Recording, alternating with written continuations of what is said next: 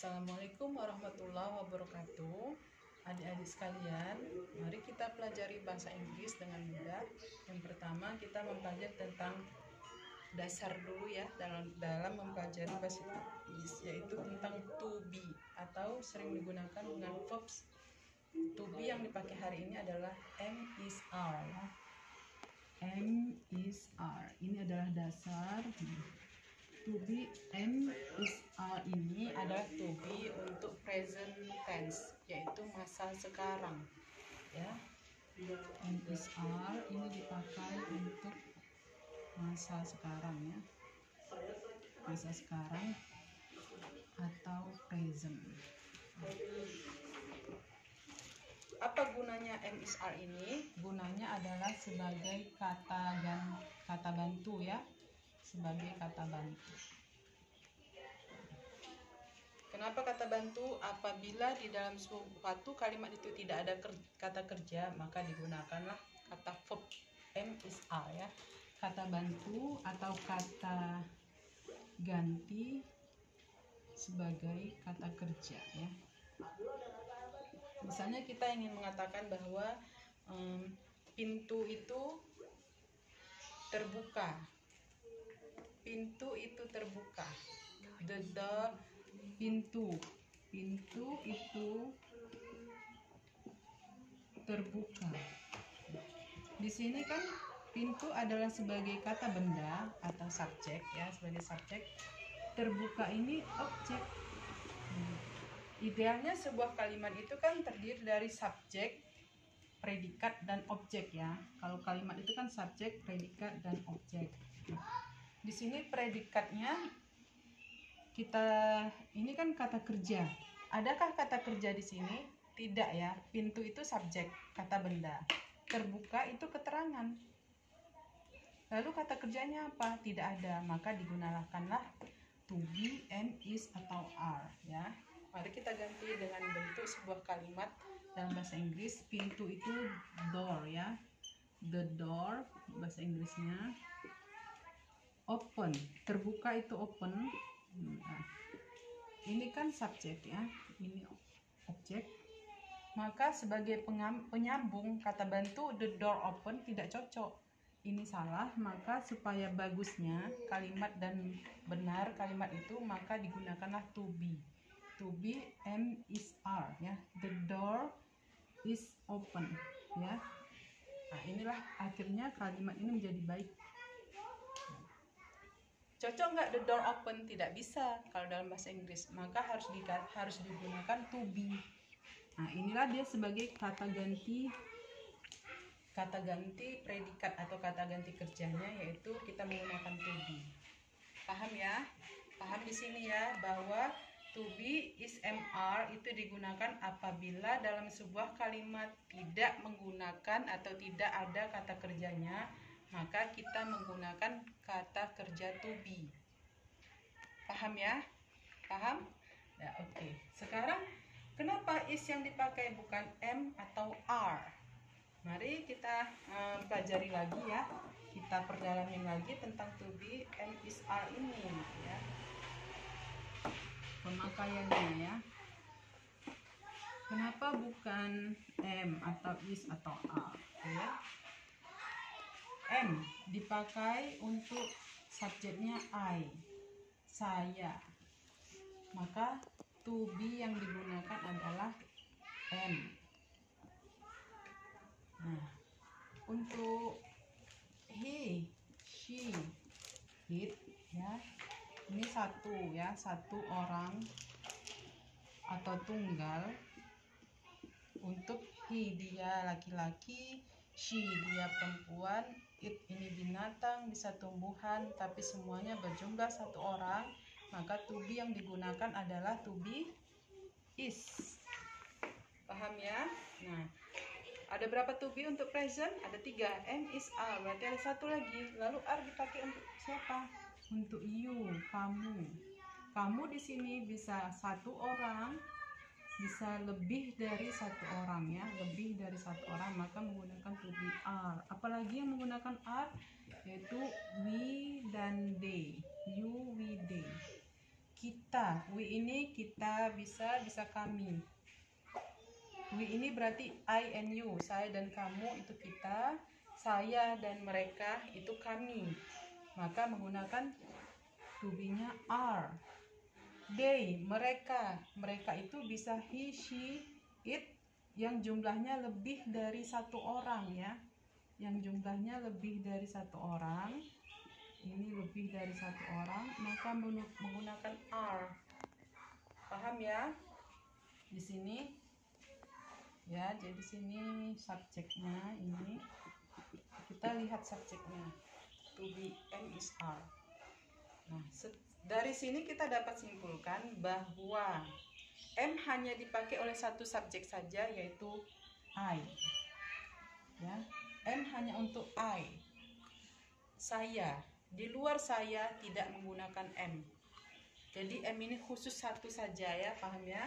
Nah, bagaimana membedakan pemakaian is dan are? Nah, di sini dikatakan bahwa is hanya untuk satu orang saja. He, she, it. Sedangkan are dipakai untuk semua subjek yang lebih dari satu orang. Kalau saya dan kamu itu dua orang, maka menggunakan subjek to be. Apabila dia laki-laki tapi dua orang, berarti itu mereka, maka menggunakan are. Apabila kita, saya dan kamu, kita gunakan are juga. Bagaimana dengan you? You, kamu, itu baik kamu sendiri atau kamu bersama yang lain, itu jamak, maka menggunakan to be-nya are. Paham ya? Nah, bagaimana contoh-contohnya? Kita lihat he, she, it. Dia laki-laki. Dia laki-laki itu siapa aja ya? Kita lihat. Dia laki-laki itu ada Budi, ada Iwan, apalagi ada boy ya, the boy. Ada apalagi man, pria dewasa. Ya. Semua yang berjenis kelamin laki-laki ya. Semua yang berjenis kelamin laki-laki yang jumlahnya satu orang. Ini ke sini dia, ke he dia. Bagaimana dengan she? She itu kebalikannya, yaitu semua yang berjenis kelamin perempuan ya. Di sini perempuan satu orang. Siapa aja misalnya? Siti, mother, my mother ya. Di sini berarti father ya, my father, your father. Nah, itu he-nya ya. Grandmother. Semua nama-nama yang berbau perempuan itu ke she dia. Tapi jumlahnya satu orang, maka menggunakan she. Lalu it ini apa? It ini adalah kata ganti, bisa benda mati, bisa binatang, bisa tumbuh-tumbuhan, bunga, dan lain-lain yang jumlahnya satu orang. Contohnya apa? Kucing, cat, ya. Mobil, car. Apalagi flower, bunga ya. Oke, buah misalnya orange, jeruk ya. Nah, ini maka dia menggunakan it. Paham di situ ya? Oke, mari kita aplikasikan kalimat to be ini dengan menggunakan to be dalam sebuah kalimat ya. Kalimat yang menggunakan to be tadi sudah kita pahami ya, bahwa kalimat tersebut adalah kalimat yang tidak ada kata kerjanya. Kata kerjanya. Contohnya ya. Misalnya kucing itu binatang kecil. Ini subjek, ini keterangan, objek, predikatnya tidak ada. Di sini tidak ada kata kerja di dalamnya, maka kita harus menggunakan to be. Kalau kita buat kucing itu cat ya, kalau kita buat cat, binatang kecil, cat, small animal, ini salah, ini tidak tepat. Kucing itu binatang kecil, tidak tepat. Harus menggunakan to be. To be untuk kucing. Kucing adalah it, adalah is ya. It adalah is, maka the cat is small animal. Itu pemakaian to be-nya yang tepat, baru ada tepat. Tapi apabila the cat small animal itu tidak tepat, kalau tidak menggunakan ini, maka yang tepatnya adalah the cat is small animal. Nah, lalu bagaimana kalau kucing, semua kucing binatang kecil misalnya, maka semua kucing itu berarti banyak ya, maka ini dia, semua kucing binatang kecil misalnya.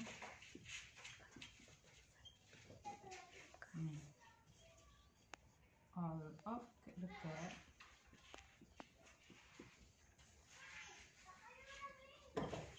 small animals. Ini subjek, ini objek. Lalu penghubungnya adalah to be. Apa yang cocok to be-nya digunakan? Seperti kita pahami tadi bahwa segala sesuatu yang jumlahnya lebih dari satu, maka to be yang digunakan adalah are. Di sini ya, are. All of the cats are small animals. Dia diletakkan antara subjek dan objek to be itu ya. Pemakaiannya diletakkan di antara subjek dan objek. Paham? Nah, ini contoh untuk pemakaian is dan are. Sekarang contoh pemakaian untuk am. Banyak ya. Misalnya kalau saya pergi ke sekolah ya, misalnya saya pergi ke sekolah. Ini ayah saya. Ini ada kata kerja, pop. Ini objek. Kalau seperti ini tidak perlu menggunakan to be ya. Ini langsung menggunakan verb ya. I go to school, nggak pakai to be. Lalu dia menggunakan to be apa? Tidak ada kata kerjanya. Misalnya saya berada di sekolah ya. Saya berada di sekolah. Nah, di sini berada bukan kata kerja, tapi keterangan tempat. Maka dia pakai to be. Saya itu I, ya, I. Di sekolah itu in the school ya, in the school. Lalu to be-nya apa? Am ya. Am ini dibuat di sini jadinya berada ya. I am in the school. Saya berada di dalam sekolah. Seperti itu ya adik-adik ya. Sudah paham ya? Alhamdulillah, mudah-mudahan bisa dipahami penggunaan dengan menggunakan am is are. Ya. Sekali lagi kita ulangin bahwa am is are dipakai apabila dalam sebuah kalimat tidak memiliki kata kerja. Seperti saya berada di sekolah. Tadi kucing itu binatang kecil ya. Nah, lalu menggunakan to be, am is are itu adalah untuk saat ini.